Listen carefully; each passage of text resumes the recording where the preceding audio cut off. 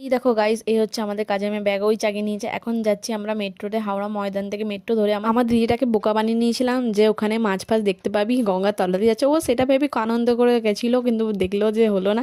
তারপর আমরা সেন্ট্রালে নামলাম, সেন্টার থেকে এখন কলেজ স্ট্রিটে গেলাম। ওখানে গিয়ে প্যারামাউন্টে গিয়ে ঢুকে আমরা অনেক এই জুসগুলো অর্ডার করে যাচ্ছি। আমি পাইনাপেলটা খেলাম, পাইনাপেল ভালো ছিল। আর এটা হচ্ছে ক্রিম অরেঞ্জ ছিল, ওটাও টেস্ট। আর এটা হচ্ছে ডাবের জল কি বলে যাই না। তার লাস্টে একটা ম্যাঙ্গোটা আমার বেশি টেস্ট লাগলো। তারপর চলে গেলাম ইন্ডিয়ান কফি হাউসে। গিয়ে আমরা hot coffee, cold coffee, fish cutlet order দিয়েছিলাম। এই তিনটে জিনিস দিয়েছিলাম, আমার প্রত্যেকটাই ভালো লাগলো, কিন্তু হট কফি একদম বেকার লাগলো, কারণ ওটা কেমন একটা খেতে। তারপর ওখান থেকে আমরা চলে গেলাম ধর্মতলাতে গিয়ে আমরা ম্যাঙ্গো লস্যি খেলাম, ওটাও দারুণ ছিল, আমার হেভি লাগলো। ওটাও সবই আমার ভালো লাগলো। তারপর ওখান থেকে একটা মলে ঢুকেছিলাম একটা জিন্স কিনবো বলে দিদির জন্য।